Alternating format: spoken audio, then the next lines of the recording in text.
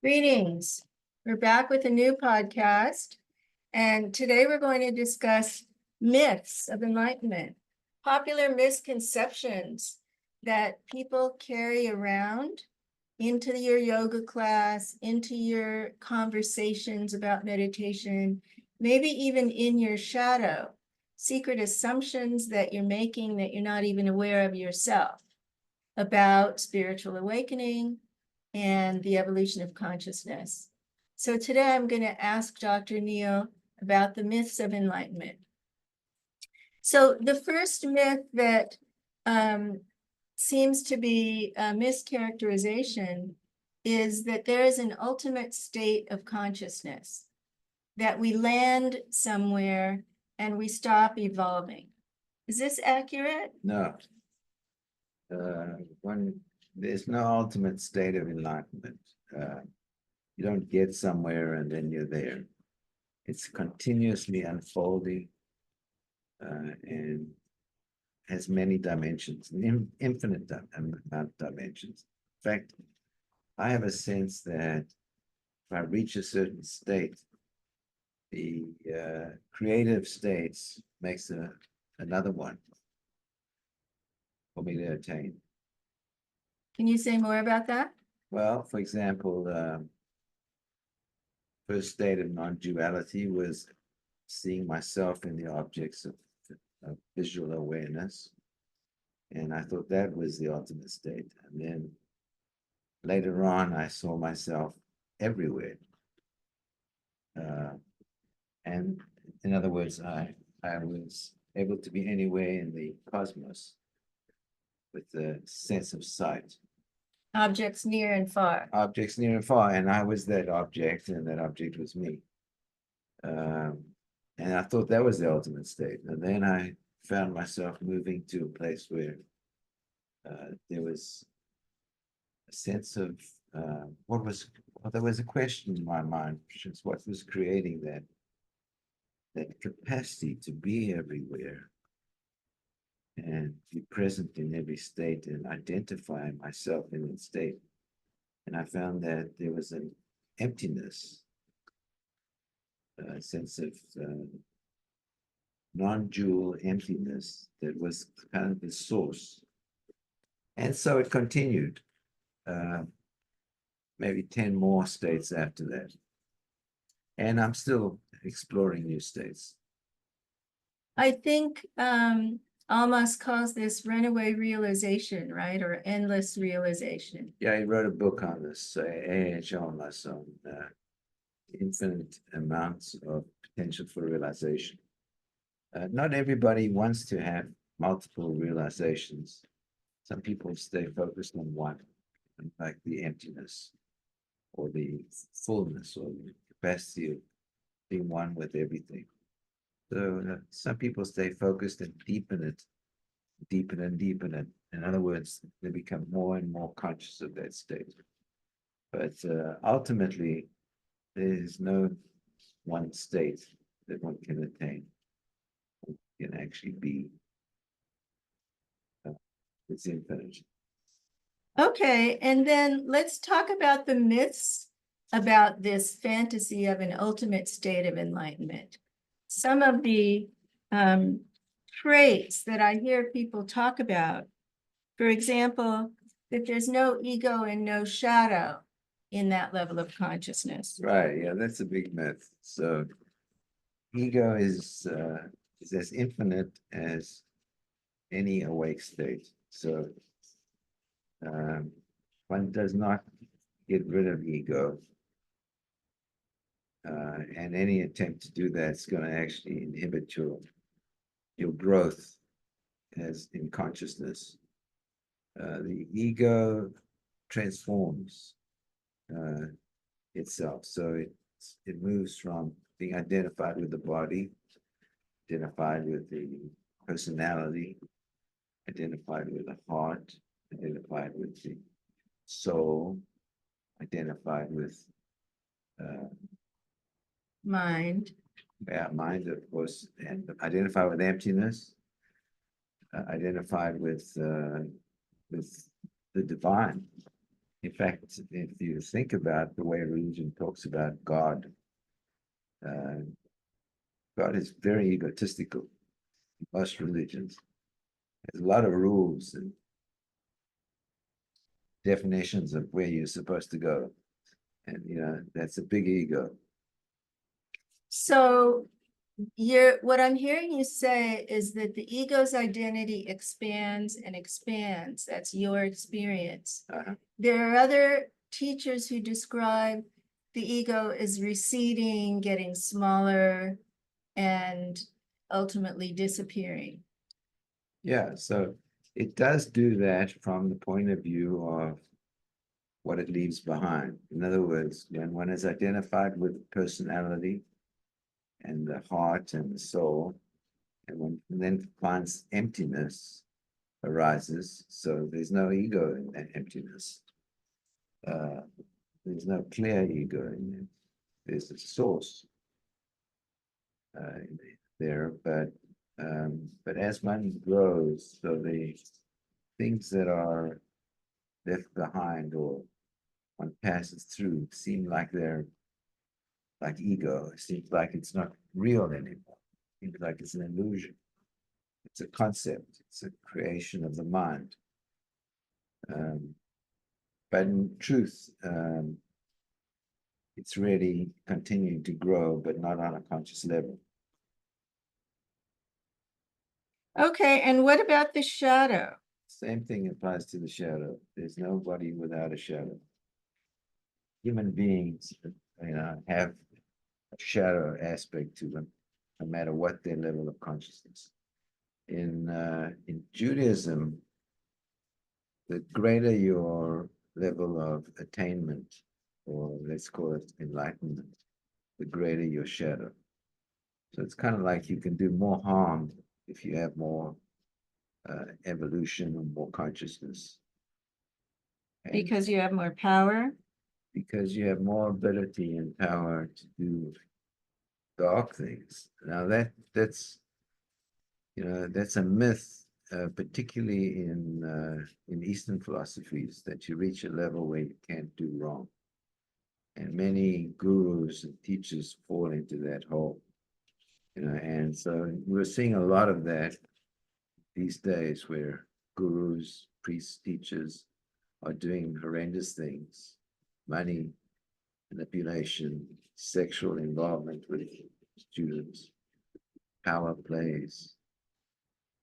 And that's because they don't recognize the shadow, the part that's coming out of the unconscious needs to be addressed infinitely, as well as being awake, being aware. And so there's still unconscious material in enlightenment. And I think we've covered that in the podcast about the chakras and the podcast about meeting the shadow on the spiritual path. But now we're saying that in the context of this myth, that it's possible to attain perfection, which means no wrong action, no wrong words.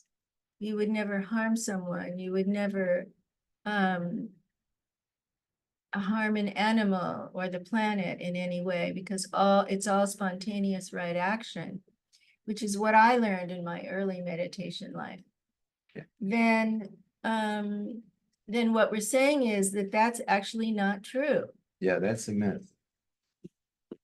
There are many myths that are there to encourage students, fights, to become consciously involved with their own development. And that's the purpose of these myths. Like, you will be forever doing the right action. We have a sense of morality. And morality is not the same as enlightenment. It's a separate path. Ken Wilber talks a lot about this, that if you can actually be awake and yet be totally immoral. Immoral, yeah, because you haven't developed morality. And there are a lot of examples that we have in our journey together. Okay. So, and I remember there was a book that came out called Perfect Health. if only you meditate, your body will become perfect and you'll never get sick. Right. So karma is totally separate to perfect health.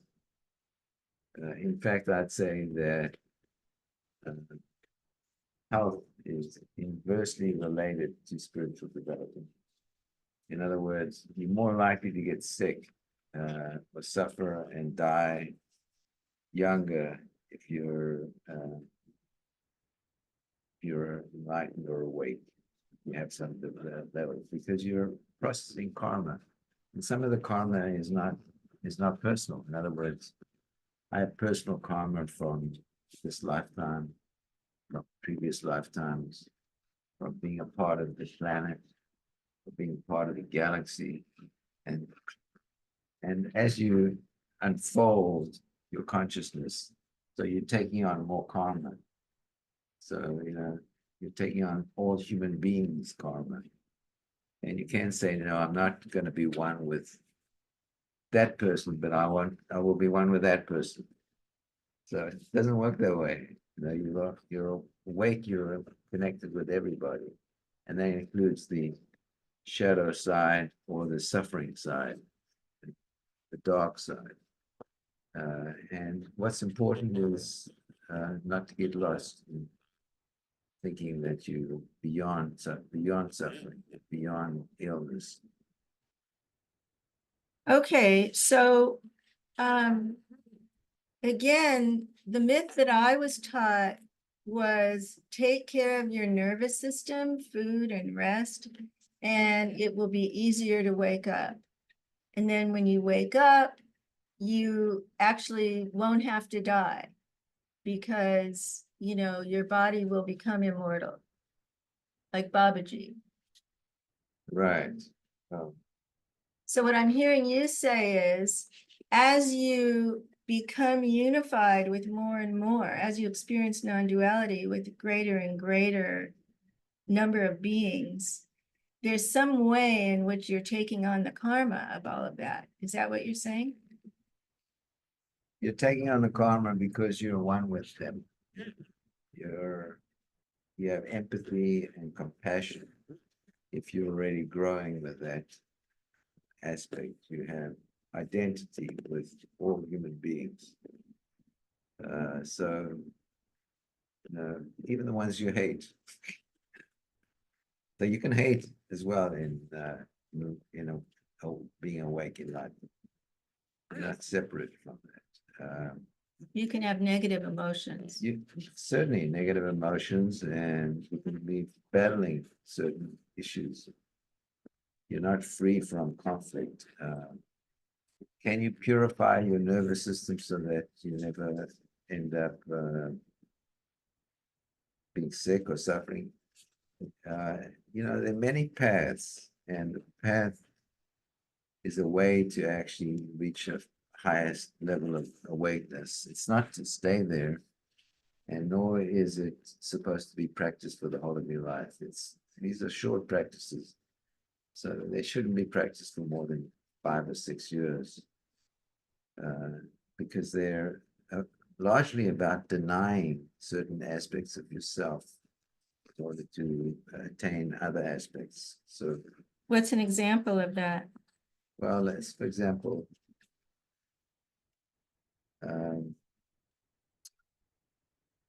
having no ego.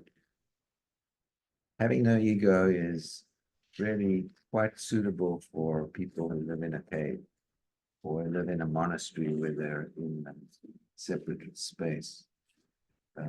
One can actually stay in a very high level if one has no interaction with people or problems. But that's not forever. For example, if one lives in a monastery or cave, one does not need an ego. One does not need to be functioning in the world with all its conflicts and issues. And so it's easier to reject the idea of having an ego. But if one lives in the West and one has spouse and children, householder. household, yeah, community.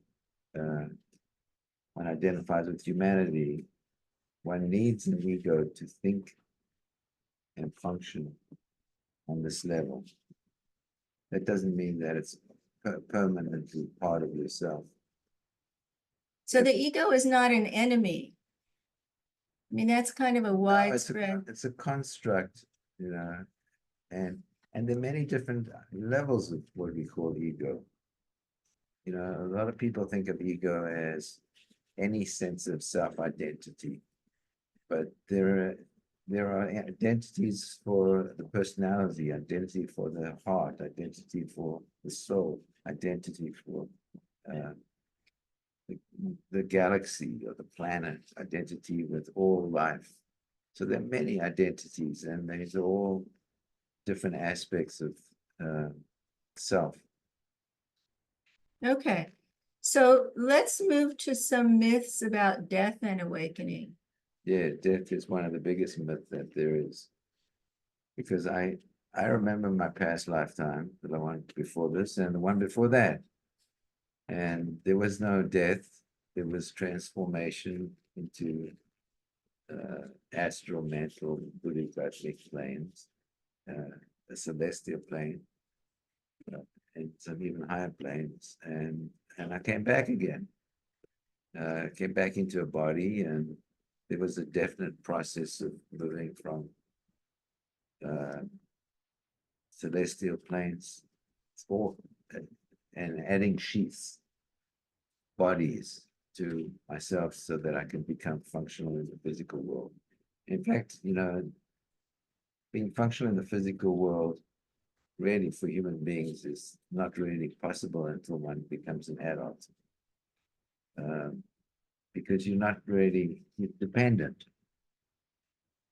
You know, as a infant, toddler, teenager, even a student, a university student, is still financially dependent. But the myth, I think, is that we only have one lifetime Right. to wake up, and then we're either going to go to heaven or hell. Yes, that's a big myth. Right? Because you will keep evolving no matter what. That's my experience. And that's not a idea or a thought or a concept. It's my experience of my own journey through different lifetimes.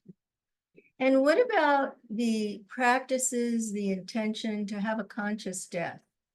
Because that's very widespread in the spiritual world. Right. I think the purpose of that is the same as meditating. In other words, it's good to practice the soul journey through lifetimes. It's good to practice that. So it's good to be awake because it's a certain level that people can aspire to. And at death, one can become a soul, can become that level. So, however, that doesn't mean that you're going to disappear or you're going to be enlightened. It just means you're going to attain a certain level. So I'm not following. I think the myth is that you lose your level of consciousness when you die. You don't lose your level. In fact, you go to the highest level that you would experience while alive on the planet. So, you know, so I will go to the highest level that I have experienced in this lifetime. And that may be also in subtle realms, the highest level that I've experienced. And is that regardless of how you physically die? If you die on drugs, if you die by suicide, if you die, how is that independent of how you die? Yeah, in other words, this sort of idea that one goes to the highest level one has experienced while alive, is quite what's the word? Widespread? Widespread, you know, in Christianity, if you believe in Jesus, so you'll be saved. Buddhism, if you can pass through the border, you'll reach nirvana. So there's a great deal of mythology about this moving through planes or levels. And that's my experience too, is that people, when they die, will go to a certain level, usually the highest level that they've experienced in their life. In fact, I can see some of my clients right now, you know, they're indicating to me, talk about me. So, and then at some point, they'll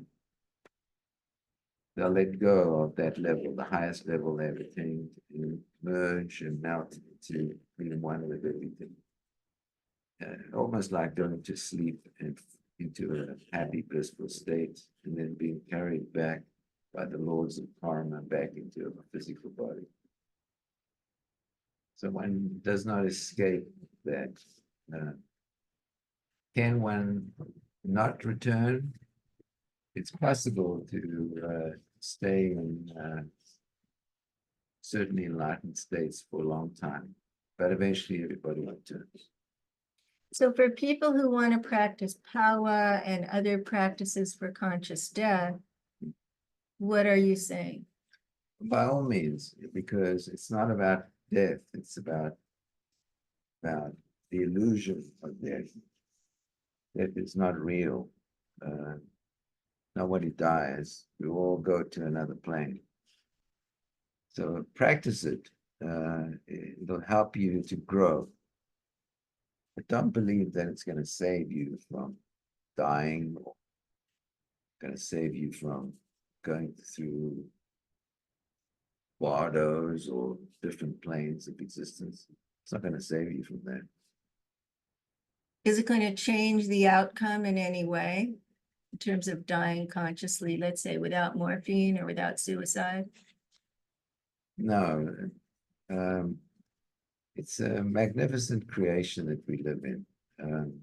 And some people who are really ill before they die, they go initially to a kind of hospital where there are all angels and devas and beings who help one to actually heal the wounds, psychological, physical, what remains. You mean on the astral plane? On the etheric plane and the astral plane and the mental plane to some degree as well. So these beings that's their purpose, is to help clear away the debris of painful endings. So one doesn't hold on to and one can go for the light. And can go for this and the joy and the love. Okay. So the next section is about getting enlightenment or attaining awakening. Right. Awakening is grace. So it happens because one practices without intent of any kind of ego development. One cannot, the ego cannot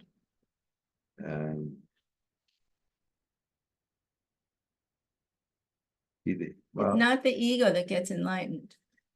It's not the ego that gets enlightened. The ego can take you there, can take you closer, but one needs to accept that there's many lifetimes before one wakes up. I mean, I remember being awake my last lifetime, and I went to heavenly realm that was totally blissful, without conflict, but it was boring after a while. Yeah, but what I'm trying to get at here is not that. It's more about striving and pushing, trying, efforting to awaken in the same way we might like work out at the gym to have a strong body. Yeah, it's possible to have effort, and like, for example, the Zen Buddhists, it's possible to effort oneself into a moment of awakeness, but one cannot stay there through efforting. because the ego gets caught in that process, and one identifies with the small ego, and then I did it. I did it. I am an enlightened. Not enlightenment is everywhere. And awakening doesn't happen in the mind. So it's not the minds, it's not understanding concepts.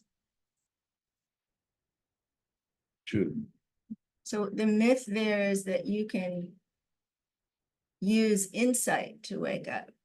Yes, you can't logically figure out how to be awake. One has to practice the techniques that you have. Another illusion is that you need a guru to wake up. So that's not my experience. Certainly, I have many teachers and gurus, but I wouldn't say I needed any of them to wake up.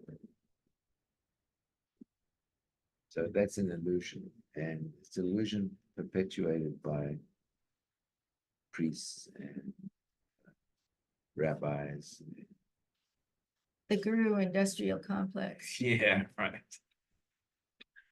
But people do need guides at some stages of Yeah. their life. And people do need, like, for example, when we were exploring the knower, you needed a more evolved person to tell you what that really was, that was the source of all knowledge.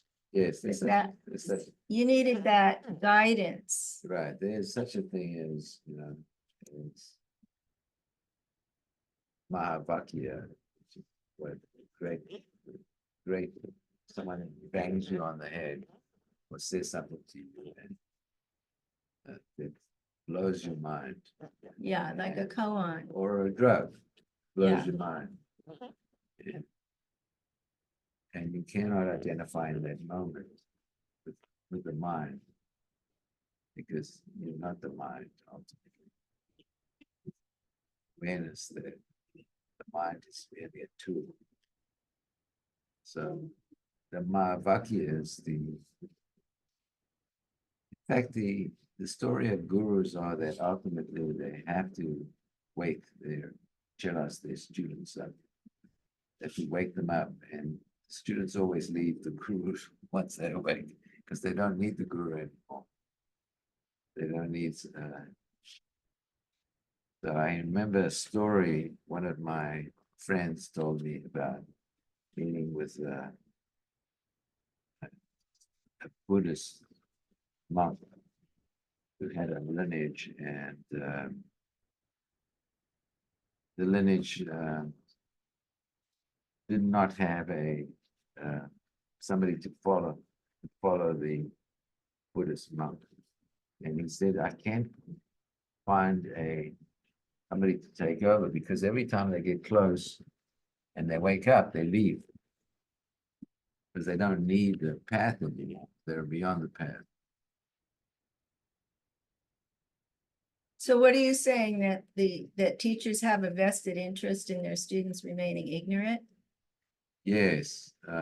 Really? Good example is transcendental meditation. I went to the great hall that they have circular and looked to find awakened people, and there was none. Amongst the 500 people there who've been meditating, many of them for 40 years, there was none who were actually had reached a decent level of awakeness, because they were still trapped in the idea that the guru has enlightenment and that they don't.